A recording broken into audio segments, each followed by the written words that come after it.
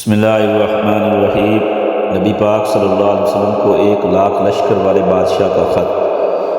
حضور صلی اللہ علیہ وسلم سے 1000 سال پیشتر یمن کا بادشاہ طبہ حمیری تھا۔ ایک مرتبہ اپنی سلطنت کے دورہ کو نکلا۔ 12,000 عالم اور حکیم، 1,32,000 سوار، 1,13,000 پیادے اپنے ہمراہ لیے ہوئے شام سے نکلا کہ جہاں بھی پہنچتا اس کی شاہی شان و شوکت کو دیکھ کر مخلوق خدا چاروں طرف نظارے کو جمع ہو جاتی۔ یہ بادشاہ جب دورہ کرتا ہوا مکہ معظمہ پہنچا تو اہل مکہ سے کوئی اسے دیکھنے نہ آیا۔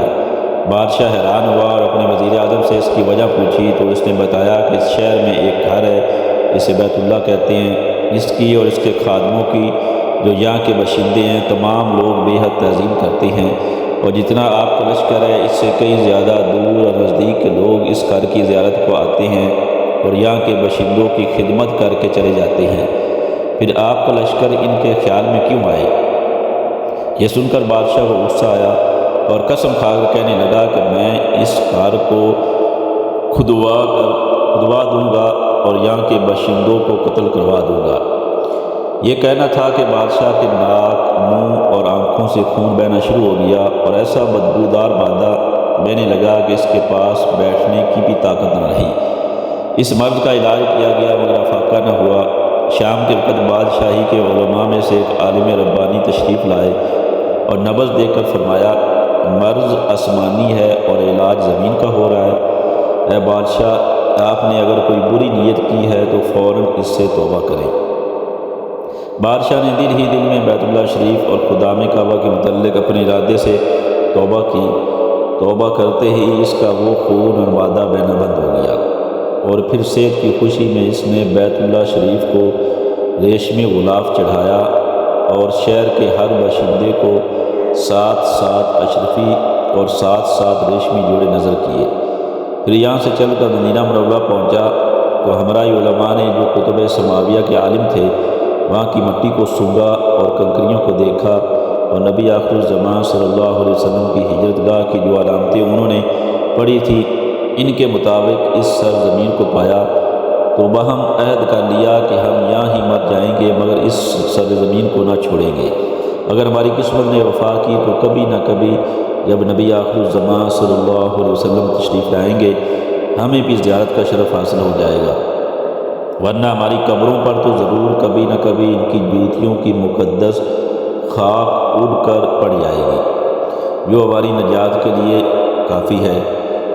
یہ سن کر بادشاہ نے ان عالموں کے واسطے 400 مکان بنوائے اور اس بڑے عالم ربانی کے مکان کے پاس حضور صلی اللہ علیہ وسلم کی خاطر ایک 2 منزلہ عمدہ مکان تعمیر کروایا اور وصیت کر دی کہ جب آپ صلی اللہ علیہ وسلم تشریف لائیں تو یہ مکان آپ کی آرام گاہ ہو، اور ان 400 علماء کی کافی مالی امداد بھی کی اور کہا کہ تم ہمیشہ یہیں رہو، اور پھر اس بڑے عالم ربانی کو ایک خط لکھ کر دیا اور کہا کہ میرا یہ خط اس نبی آخر الزمان صلی اللہ علیہ وسلم کی خدمت اقدس میں پیش کر دینا، اور اگر زندگی پر تمہیں حضور صلی اللہ علیہ وسلم کی زیارت کا موقع نہ ملے تو اپنی اولاد کو وصیت کر دینا کہ نسلاً بعد نسلاً میرا یہ خط محفوظ رکھے حتیٰ کہ سرکار صلی اللہ علیہ وسلم کی خدمت میں پیش کیا جائے۔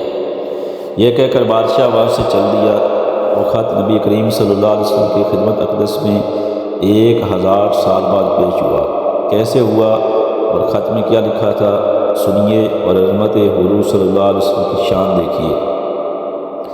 کم ترین مخلوق طبہ اول حمیری کی طرف سے شفیع المذنبین سید المرسلین محمد رسول اللہ صلی اللہ علیہ وسلم کے نام، اما بعد۔ اے اللہ کے حبیب، میں آپ پر ایمان لاتا ہوں اور جو کتاب آپ پر نازل ہوگی اس پر بھی ایمان لاتا ہوں، اور میں آپ کے دین پر ہوں، پس اگر مجھے آپ کی زیارت کا موقع مل گیا تو بہت اچھا تو غنیمت، اور اگر میں آپ کی زیارت نہ کر سکا تو میری شفاعت فرمانا اور قیامت کے روز مجھے فراموش نہ کرنا۔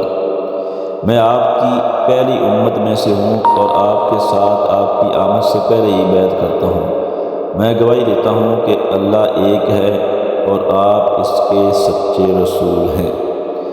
شاہ یمن کا یہ خط مثلاً ان 400 علماء کے اندر حفظ جاں کی حیثیت سے محفوظ چلا آیا، یہاں تک کہ 1000 سال کا عرصہ گزر گیا ان علماء کی اولاد اس کثرت سے بڑھی کہ مدینہ کی آبادی میں کئی گنا اضافہ ہو گیا، اور یہ خط دست بدست وصیت کے اس بڑے عالم ربانی کی اولاد میں سے حضرت ابو ایوب انصاری رضی اللہ عنہ کے پاس پہنچا، اور آپ نے وہ خط اپنے غلام خاص ابو لیلہ کی تحویل میں رکھا۔ اور جب حضور صلی اللہ علیہ وسلم مدینہ ہجرت فرمائی اور مدینہ کی الوداعی کھٹی بسنیات کی کاٹیوں سے آپ صلی اللہ علیہ وسلم کی روشنی نمودار ہوئی، اور مدینہ کے خوش نصیب لوگ محبوب خدا کا استقبال کرنے کو جوق در جوق آ رہے تھے، اور کوئی اپنے مکانوں کو سجا رہا تھا، تو کوئی گلیوں اور سڑکوں کو صاف کر رہا تھا، اور کوئی دعوت کا انتظام کر رہا تھا، اور سب یہی اصرار کر رہے تھے کہ حضور صلی اللہ علیہ وسلم میرے گھر تشریف لائے۔ حضور صلی اللہ علیہ وسلم نے فرمایا، میری اونٹنی کی نکیل چھوڑ دو، جس گھر میں یہ ٹھہرے گی اور بیٹھ جائے گی وہی میری قیام گاہ ہوگی۔ چنانچہ جو دو منزلہ مکان شاہ یمن طبہ ہمری نے حضور صلی اللہ علیہ وسلم کی خاطر بنوایا تھا، وہ اس وقت حضرت ابو ایوب انصاری رضی اللہ عنہ کی تعویل میں تھا، اسی میں حضور صلی اللہ علیہ وسلم کی اونٹنی جا کر ٹھہر گئی۔ لوگوں نے حضرت ابو لیلہ کو بھیجا کہ جاؤ حضور صلی اللہ علیہ وسلم کو شاہ یمن طبہ ہمری کا خط دے آؤ۔ جب ابو لیلہ حاضر ہوا تو حضور صلی اللہ علیہ وسلم نے اسے دیکھتے ہی فرمایا، تو ابو لیلہ ہے؟ یہ سن کر ابو لیلہ حیران ہو گیا۔ حضور صلی اللہ علیہ وسلم نے فرمایا، میں محمد الرسول اللہ ہوں، شاہ یمن کا جو خط تمہارے پاس ہے لاؤ وہ مجھے دو۔ چنانچہ ابو لیلہ نے وہ خط دیا۔ حضور صلی اللہ علیہ وسلم نے پڑھ کر فرمایا، صالح بھائی طبہ کو آفرین و شاباش ہے۔ حوالہ کتب میزان الادیان اور تاریخ ابن عساکر۔